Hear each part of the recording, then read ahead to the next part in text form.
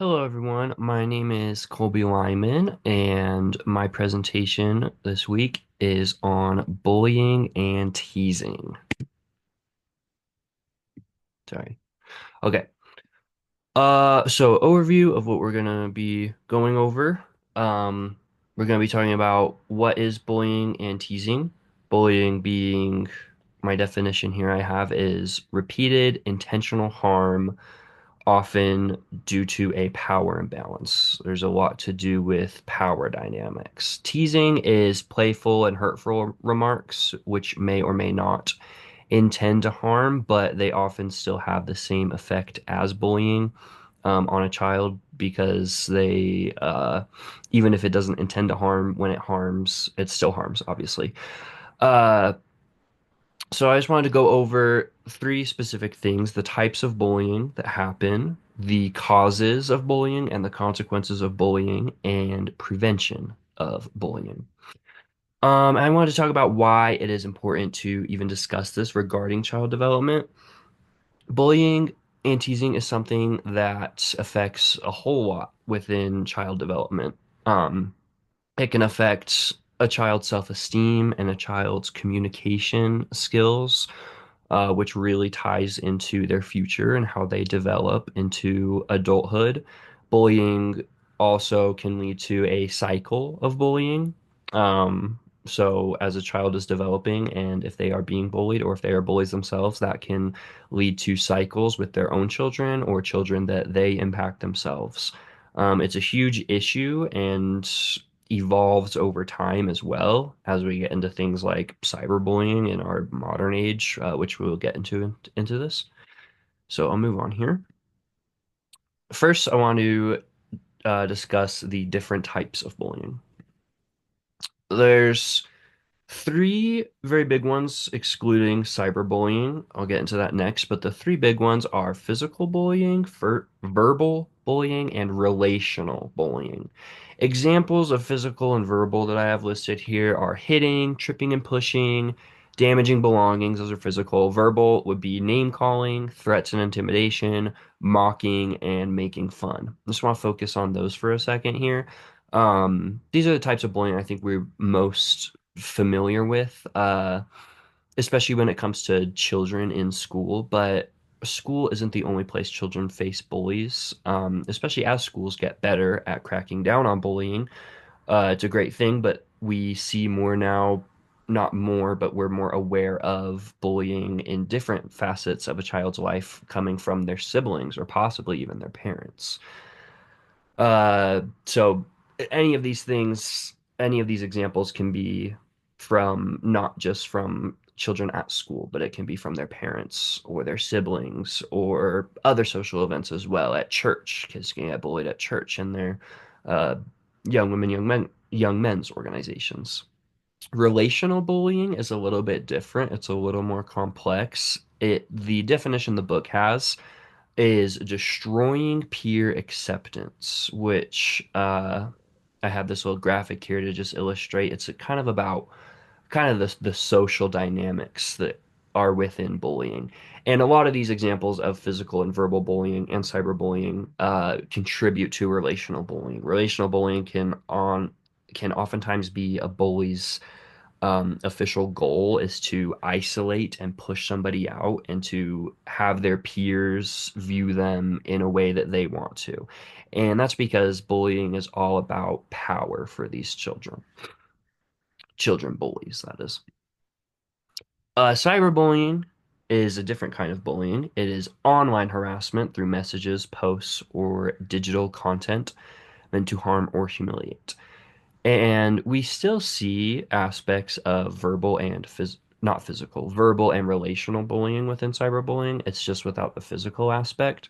The reason cyberbullying can be so problematic this day and age is because of the anonymity of it. This can lead to, first of all, age gaps. There can be very weird age gap relations on the internet and on social media that can contribute to a lot of cyberbullying. The fact that these are anonymous and faceless can really lead to a lot of things, including herd mentality, where everyone can just start a whole communities of people can decide to bully and hate on one person or a group of people because it's easier to because they're faceless and they're nameless and they're anonymous.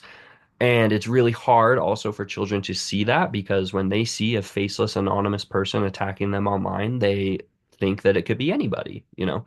And then they don't even know who their bully is, and they can look at anybody as possibly being their bully. Cyberbullying is very complex. I feel like you could do an entire one of these presentations just on cyberbullying. But I just want to note moving forward, like anything we talk about with bullying in this presentation relates to cyberbullying as well. They are one and the same. It's just a different type of bullying, a different medium for bullying and teasing. The types of bullying, I did want to talk about the vulnerable victims. These are children who are specifically targeted within bullying. The vulnerable victims include disabled and special need children because they're what you could call easy prey. LGBTQ, racial minorities, any child that belongs to a marginalized group is also can be easily picked on and is easily a target for bullying. Children with low self-esteem or children who have social anxiety can be target for bullying. Also, children who are new, shy, lonely, or do not have friend group support. And all of these are just because these children are easier to pick on, all of these things can make them just not have.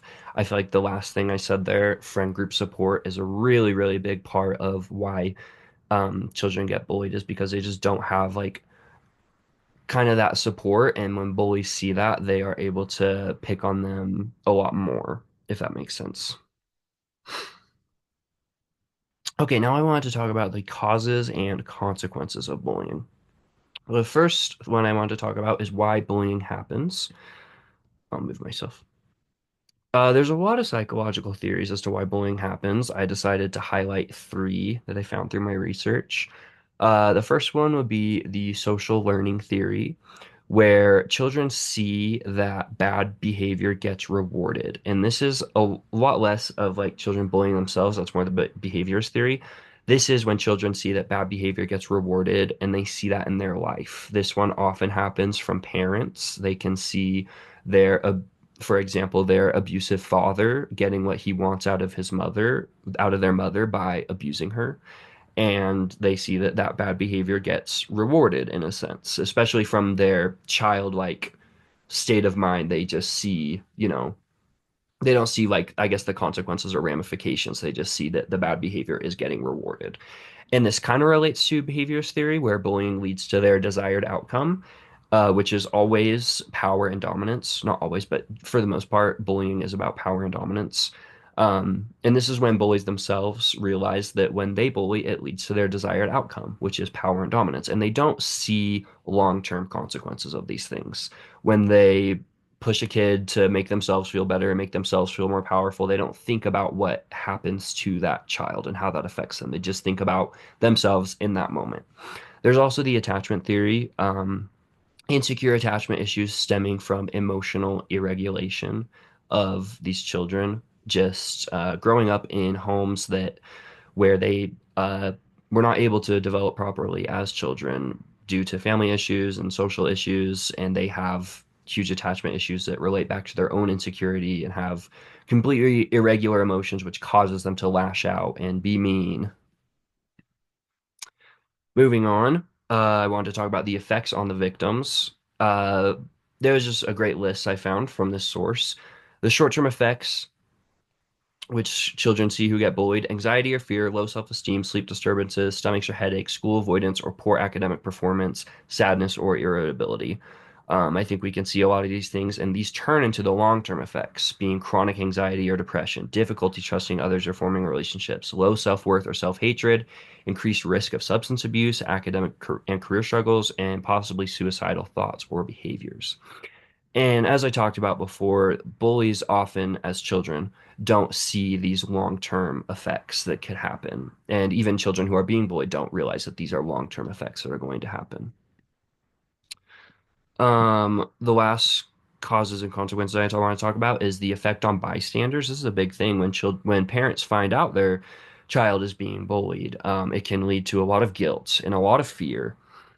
Uh, or when other children see that as bystanders, their peers are getting bullied, there's a normalization of aggression that can happen within their societies. And this is why bullying really needs to be rooted out and stopped and completely discouraged in all social settings for children, including mostly school.